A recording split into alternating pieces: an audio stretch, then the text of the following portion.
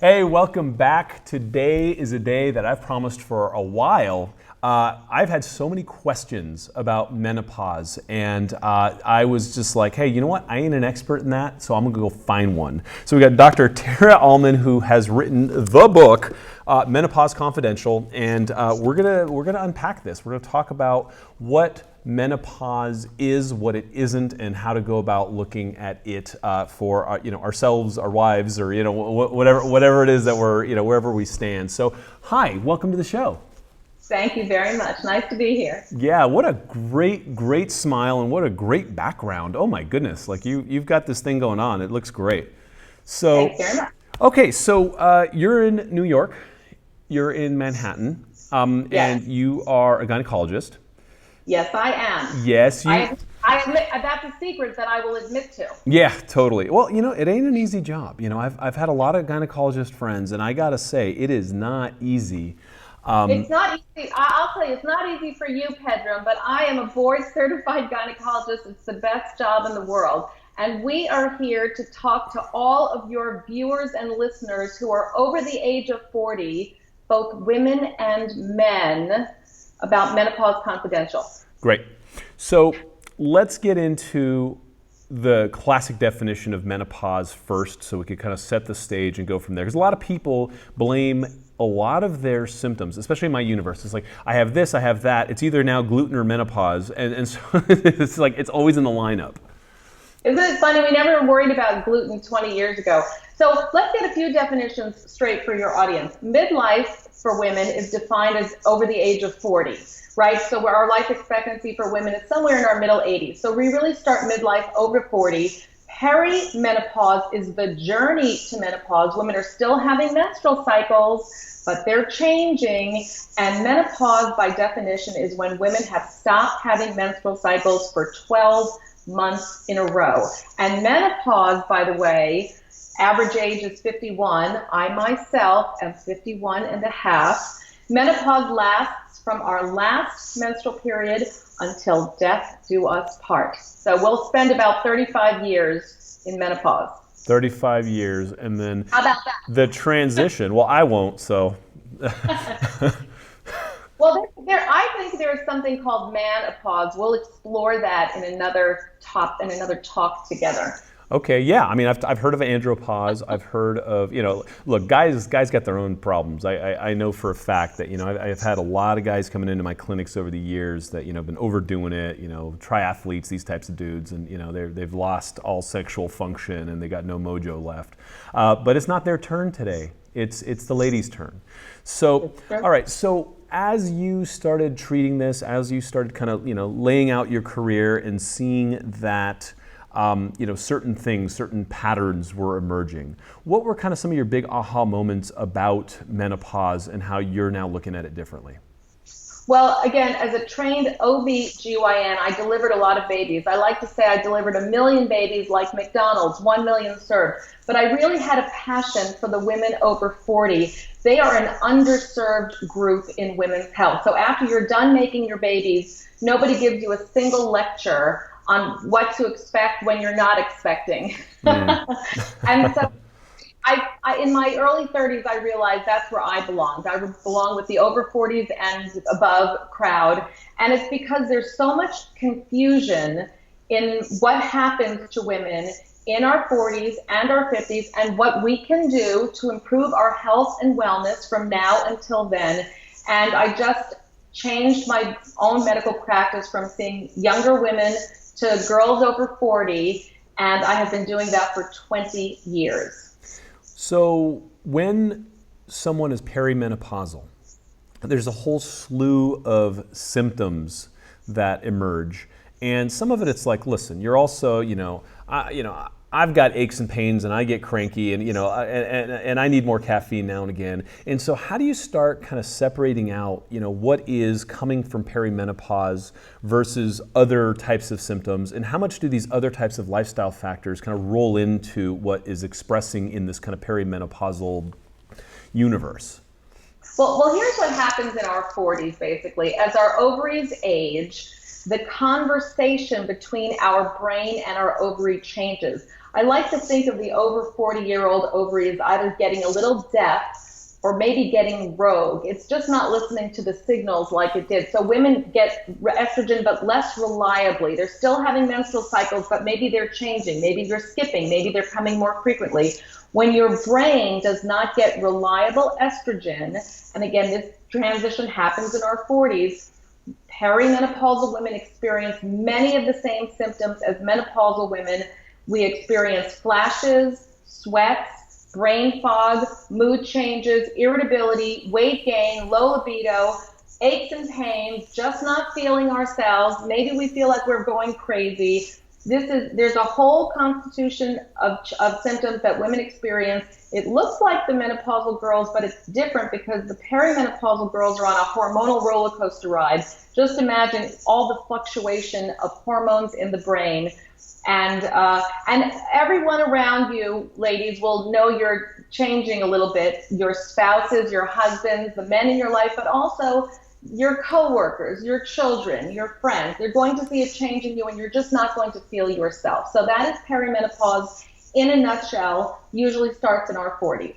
Okay, so then the big question becomes hormones or not, right? A lot of people, conventionally, a lot of people go, and at this time, someone in a white coat, with a job like yours, throws hormones at them and says, here you go, right? And oftentimes they are life-changing, and they dramatically impact everything, and people just suddenly feel better, and it's like I could go back to my life as usual. And then in the kind of functional medicine universe, there's a lot of conversation about, change your way you eat, to change your hormones and all this. So I want to see where you fall in that landscape so we can unpack this. Well, remember, the perimenopausal girl is different than the menopausal girl. So she's making estrogen. She doesn't need hormone therapy. She has her own estrogen. But because of her fluctuations, that's what's causing her symptoms. So we want to stabilize the perimenopausal girl, but you're absolutely right. So I should just get to the quick answer. Hormone therapy or not is the question that the menopausal woman will ask. That's the woman who's no longer having menstrual cycles. But now we're addressing the perimenopausal women. All midlife women over 40, as you suggest, now need to finally put themselves, if not first on their list, pretty high up there. We've been taking care of our children and our spouses and our pets and our parents, and now we have to start making the lifestyle changes that we have been putting off. So it all starts with healthy nutrition and exercise. There is a recommendation, a very specific recommendation for midlife women in terms of reducing risk of heart health, which is the #1 killer of women. And that is for us to do some moderate to rigorous exercise, 30 minutes daily if we can, or at the minimum 30 minutes 5 days a week.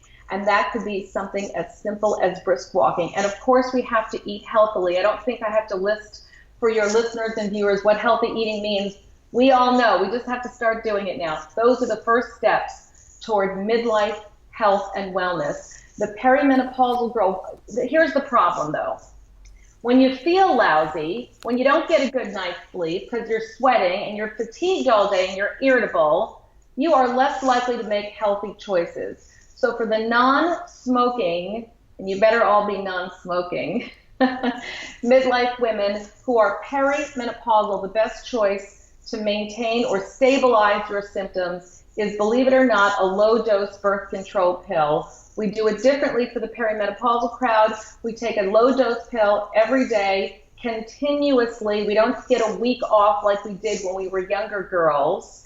It provides contraception. I want your listeners and viewers to know that perimenopausal women can still get pregnant. Remember, you're still have ovarian function, you still are making estrogen, you're still ovulating eggs. So you need contraception, and it will change the conversation between your brain and your rogue perimenopausal ovaries and stabilize things. So that's the answer to the perimenopausal crowd in terms of how to help get your life back, frankly. The answer is different for menopause, but we can get into that when you're ready. Sure. So moderate to brisk exercise for the heart health. What about all the news about cancer risk and all this stuff with hormone replacement? What are you looking at in that kind of gestalt to kind of offset the challenges there? That is our big elephant in the room. So let's talk to the menopausal women who are listening to you now. When you have stopped making estrogen from your ovaries, you are officially a menopausal woman. We've already ascertained that. You will have a lot of symptoms. And the scientific literature is very, very clear. We just haven't done a good job of explaining it to everyone, including your obstetrician, including many healthcare professionals, just don't understand the nuances of risk. So we are most at risk for heart disease and osteoporosis and fracture and dementia and Alzheimer's disease in midlife. Most of us will not get breast cancer. We're very fearful of breast cancer. And so the link between hormone therapy and breast cancer, that is our elephant in the room, a beautiful elephant that I will explain to you. The link is very loose. If women appropriately choose to use hormone therapy to help manage symptoms, and they are within 10 years of their last menstrual period, that's how you know you're a candidate to choose hormone therapy, and you also haven't had a significant risk factor like a stroke or a blood clot or a pulmonary embolism. Most mid-50-somethings, late 40-something women, we're not in that category of risk. If you choose hormone therapy and you use it for longer than 5 years, there's the tiniest, and I'll explain tiny to you, the tiniest association between a breast cancer and your use of hormone therapy. Hormone therapy doesn't cause breast cancer, but if you already had a tiny breast cancer cell hiding in your breast that nobody could see on mammogram, and you use your hormone therapy for longer than 5 years, you have a tiny chance of helping your own breast cancer cells grow up. That is the conversation. By the use of the word tiny, I try to use an analogy that we can all possibly relate to. It's like being eaten by a great white shark. The chance of being eaten by a great white shark is tiny. We fear it, but it's tiny. And that is why women today absolutely need to understand the risk of breast cancer with hormone therapy versus the risk of not using hormone therapy to not only manage significant symptoms. 80% of us are going to have debilitating symptoms. Most of us will have those symptoms for on average 7 years, and some of us for 20. But even more importantly, there's the long-term picture of heart health, bone health, cognitive health. So we just simply have to educate women a whole lot better, and unfortunately, most healthcare professionals are not up to speed when it comes to all the nuances of what the real science is. Yep. It's a challenge because the chance of getting eaten by a great white shark is actually dramatically greater if you surf in Cape Town, right? Yeah, sure. So, but, but even then it's small. So even when you increase a rare risk, if you double, I use another analogy. If you take a plane ride, there's the risk of dying in a plane crash. And if you take the round trip, you've doubled your risk of dying in a plane crash. But most of us, we don't worry so much about that. Most of us know it's unlikely to happen. So I think we shouldn't focus on breast cancer because we're just adding fuel to the fear fire. And women, here's a great clinical pearl for your listeners and viewers. You really have to seek out a knowledgeable expert in midlife women's health. It's either going to be a gynecologist only, it cannot be an OB/GYN who's still delivering babies, or it's going to be another healthcare professional who is focused on this time of life for women, the over 40 crowd. You can find your expert in your neighborhood by going to the North American Menopause Society website. It's menopause.org. That's a very good, practical bit of information for all the women who are listening to this show. Great. Yeah, and look, you read the news, every frickin' thing causes cancer. And so, it's, the challenge is there's so many things out there that cause cancer that it's not, the negligible risk of maybe taking the hormones which make life worth living versus, adding, a 0.01% chance of something, that needs to be put into your calculus. But the question is, are you eating broccoli? Are you exercising? Are you doing the other things which help offset the risk of cancer and help fight it? So that's one that people get hung up on. So I'm glad you shed some light on it because it is something, there's this kind of cultural panic about the C word, and it starts to get kind of sticky. Now, what about The other element, this is the part that I hear a lot about in our Urban Monk Academy and a lot of my students. It's the weight gain in that kind of perimenopausal going into menopause area that is just like, I used to be able to exercise and it freaking worked, and now whatever I do, it's just, it won't stick. So what's your advice to someone who's having challenges keeping the weight off? Well, I will tell you, in my book called Menopause Confidential, a doc reveals the secrets to midlife, I have a chapter called What's the Skinny on Weight Gain? And the skinny on weight gain is the following. We gain weight because of aging and because of lifestyle choices. It has nothing to do with perimenopause and menopause. How it relates, however, is that in perimenopause and menopause, if we're not feeling well, we're less likely to make those lifestyle changes that we need to in terms of eating healthily. And guess what? We have to eat less. I say we have to eat less and we have to eat more. We have to eat less of all the stuff we know we have to eat less of, and we have to eat more of the broccoli that you mentioned. In fact, I always put my arms together and make a gigantic bowl. Can you see this bowl? Big bowl of fruits and vegetables. We can eat an unlimited bowl of fruits and vegetables. So we have to eat more healthily, and we have to exercise for heart health. But if we want our exercise to help us out with midlife weight gain, it turns out there's an equation for that from the American Heart Association. It turns out that we have to do 60 minutes of exercise every single day. That's 7 days a week. And so when I hear women say to me, I go to gym class 3 days a week and I still can't get off this weight, it's because the equation is 60 minutes every single day. And most of us will notice the weight redistributes right to our middle, and our pants are harder to fasten. And that is just the function, again, of aging. So we have to briskly walk. It's as easy as that. You don't have to join a fancy gym. We can all briskly walk everywhere we go. That's, that's great advice, and also depressing for people who have time scarcity, right? Where it's like, holy crap, 60 minutes. If I had 60 minutes, I'd get more work done. I'd sleep. And so, one of the kind of undercurrents I'm hearing here is, as we get into this phase of life, it's time to start thinking about how we're living life and making different decisions so that, we can actually impact our health in a way that offsets some of the really harsh stuff that comes symptomatically, at least in this phase, no?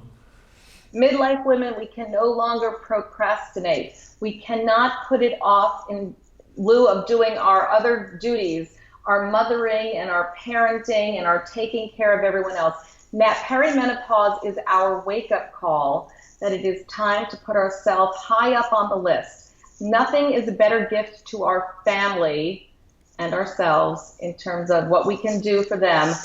We have to just take care of ourselves now, finally, and once and for all. We can't put it off any longer. Yeah.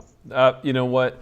That is absolutely sage wisdom, and it's also hard for some people to hear. And I hear that, I understand that. Some people are they're so stuck in the rut of everything that, and especially, and I see this with my own wife, we got 2 young children, and it's, it's pretty hectic right now, right? Like they're crying and they're waking up, and it's all the stuff that comes with having young children.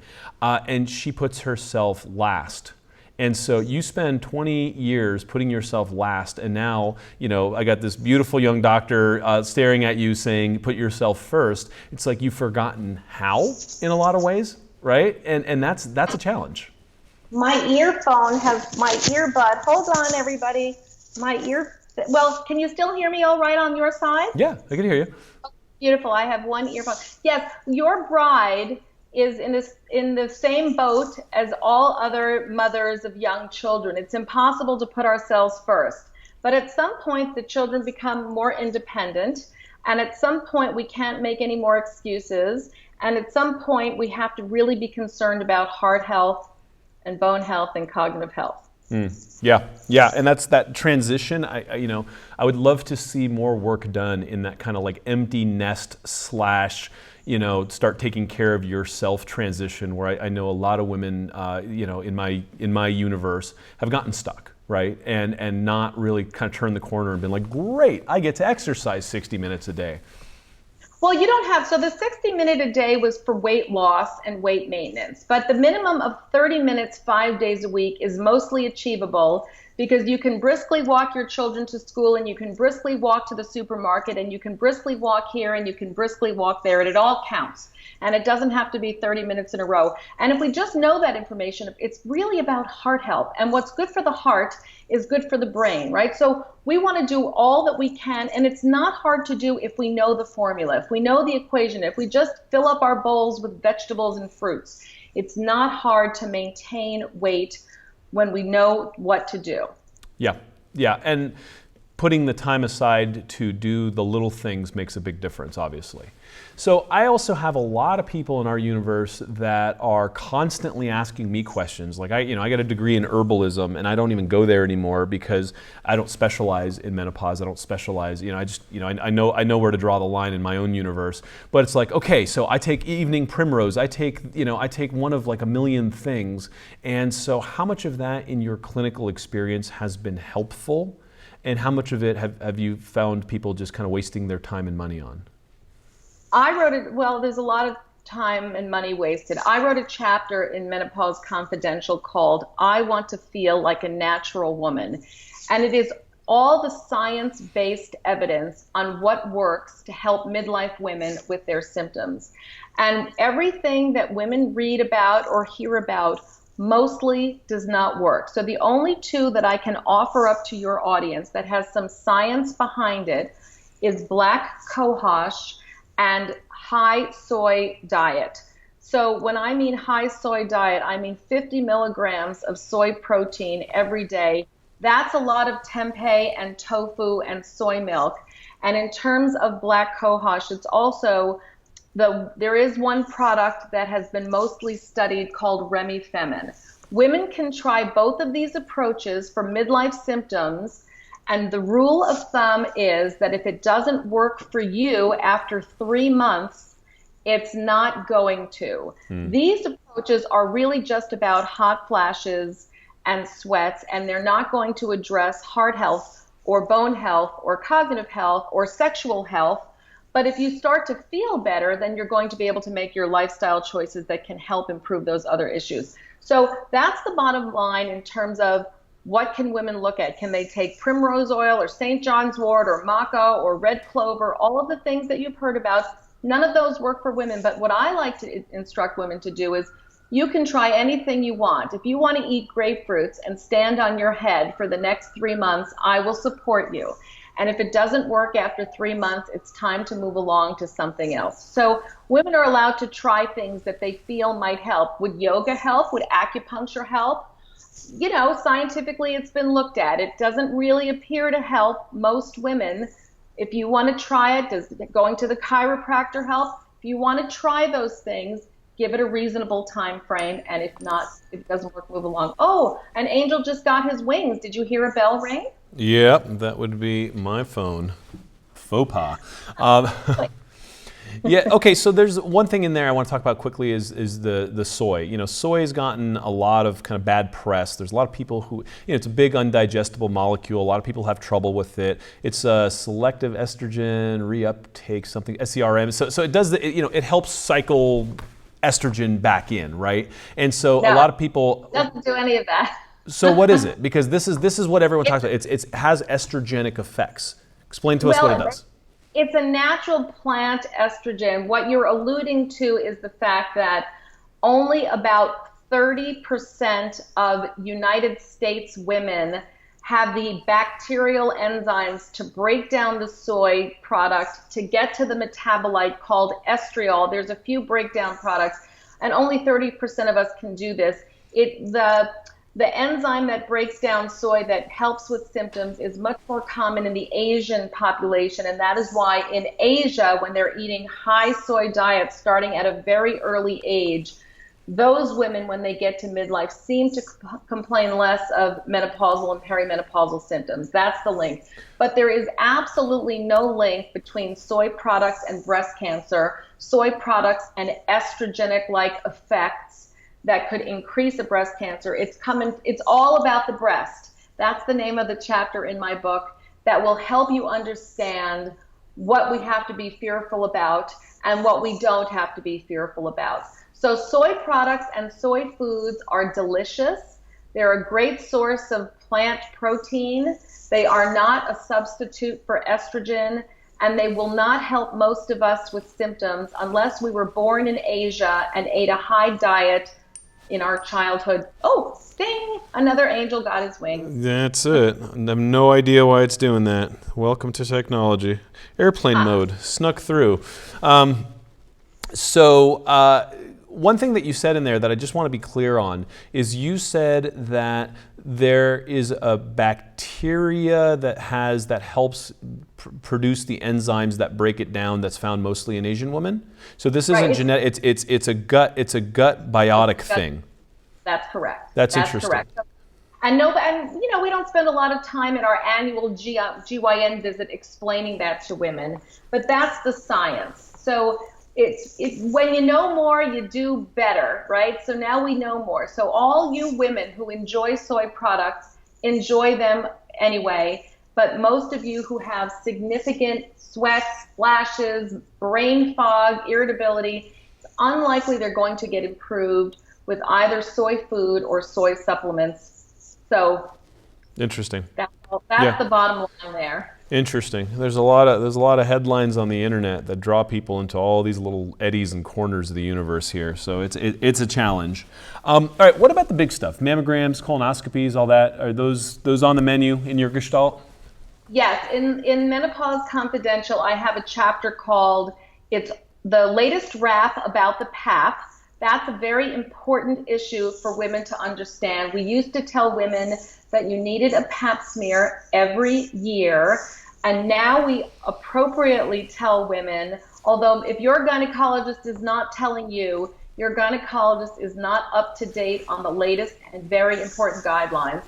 Pap smears for women are every 3 to 5 years as long as they have been normal and have tested HPV virus negative. So that's an important change that's happened in the last couple of years. We start pap smears for women at the age of 21.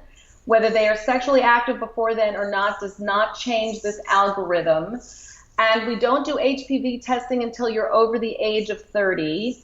And if you've made it all the way through to the age of 65 with normal pap smears, you get to graduate from the need for pap smears. We're looking for cancer of the cervix. If you make it all the way to 65 with normal, you are not going to get cancer of the cervix. It's just the nature of the disease, which is caused by the human papillomavirus. In terms of mammograms, those guidelines have changed. There's still a little bit of disagreement about, which group should have one annually and who gets to go every 2 years. So stay tuned for more clarity from the OBGYN community. But basically, the reason we used to say get a baseline mammogram at 35. We changed that to get a baseline mammogram at 40 and then every year thereafter. We've just changed it again to 40-somethings can probably skip mammograms, maybe start at 45. You really should start at the age of 50. And here's the reason why the 40-something guidelines have changed. Because if you are unlucky enough to get a breast cancer in your 40s, it is usually caused by a gene. And early detection by mammography will not change the outcome of your very aggressive breast cancer. It will not make a difference if I find your breast cancer at 42 or 48 because it's being driven by a bad gene that you carry. And everybody knows the story now of the BRCA gene because of Angelina Jolie. So breast cancers in the 40s is very uncommon, but if they happen, they're very, very aggressive. I think of them as being angry birds. Once you get to be over 50 and you're menopausal, breast cancers turn out to be a very different disease. They're much friendlier. They're much more slow growing. And the guidelines are changing for women to go every 2 years. Now, this is only applying to regular risk women, not necessarily women who have an interesting family history or who are on hormone therapy. So regular risk women can absolutely go every 2 years. And I will reveal that I, as a 51-and-a-half-year-old girl, put myself on the new guidelines. I had a mammogram at 50. I will have a mammogram at 52. The rationale for the over 50 crowd is that these are slow-growing cancers. If I find it at 52 or I don't find it till 54, it will not make a difference in terms of my outcome from breast cancer in terms of death. That's why we do screening tests. Okay. Finally, you asked about colonoscopy. You want the answer on that? Quick question before we move from that. You mentioned a couple things in there that are of interest. So you said that if you are on hormone replacement, then you need to go sooner, right? So well, I think you can stick to the annual mammography, or maybe in every other, maybe a year and a half.